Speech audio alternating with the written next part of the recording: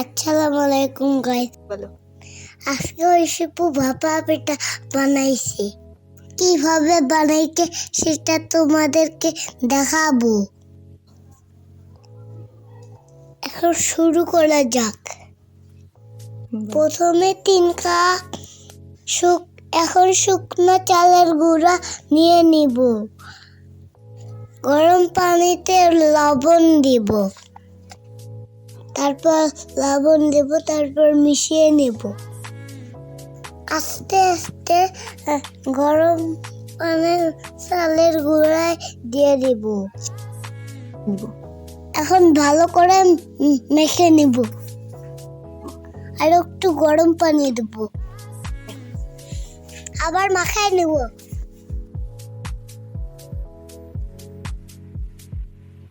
ভাবে বারবার মাখায় নেব পানি দিয়ে।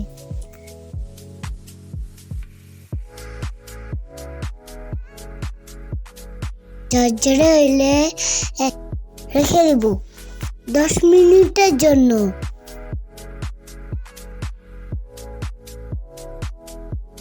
10 মিনিট পর তুলে নেব।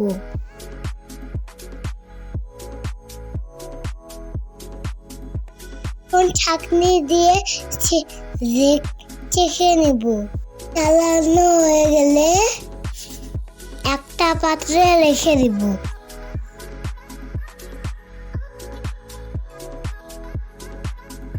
একটা পাতলা কাপড় ভালো করে ধুয়ে নিব। একটা বাটিতে খেজুর গুড় নিয়ে নিব। তারপর একটা ছোট বাটিতে আটা দিব। 1 চামচ গুঁড়া দিয়ে দিব। আসসালামু আলাইকুম এভরিওয়ান, ওয়েলকাম টু ঐশীস ডমিসাইল। আজকে আপনারা ভয়েস শুনে নিশ্চয়ই বুঝতে পেরেছেন যে এটা আমার ভয়েস না, এটা অ্যাকচুয়ালি আমার মামাতো ভাই সায়ানের ভয়েস। ও অনেক ছোট, তো আমার এরকম ভিডিওগুলো দেখেও বলে যে ঐশী আপু আমিও এরকম করে বলবো, তাই জন্য আর কি ওকে বললাম যে ঠিক আছে আজকে তুমি বলো। তো অনেক দিন পর আজকে আপনাদের সাথে একটা ভিডিও শেয়ার করছি। যেহেতু এখন শীতকাল, তাই জন্য ভাপা পিঠার ভিডিওটাই আমি আপনাদের জন্য নিয়ে এলাম।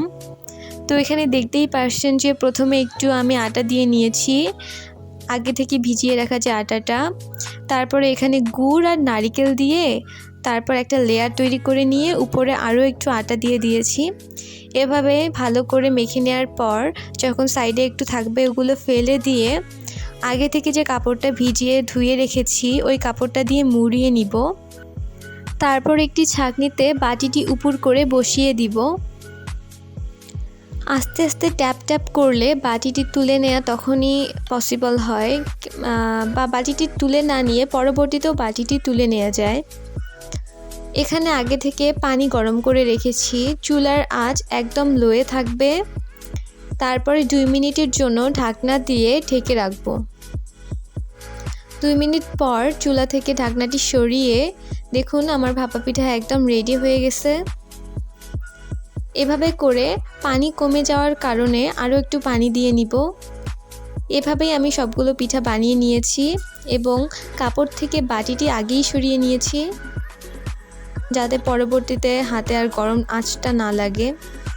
দেখুন আমার পিঠাগুলো মাশাআল্লাহ অনেক সুন্দর হয়েছে, খেতেও দারুণ ছিল। বাসায় একবার এভাবে বানিয়ে খেলে দেখবেন অনেক মজার হয় এই পিঠাটা। আমি একটা আপনাদেরকে ভেঙে দেখাচ্ছি কতটা সফট হয়েছে। এরকম মজার আরও ভিডিও পেতে আমার চ্যানেলটিকে সাবস্ক্রাইব করুন। Thanks for watching.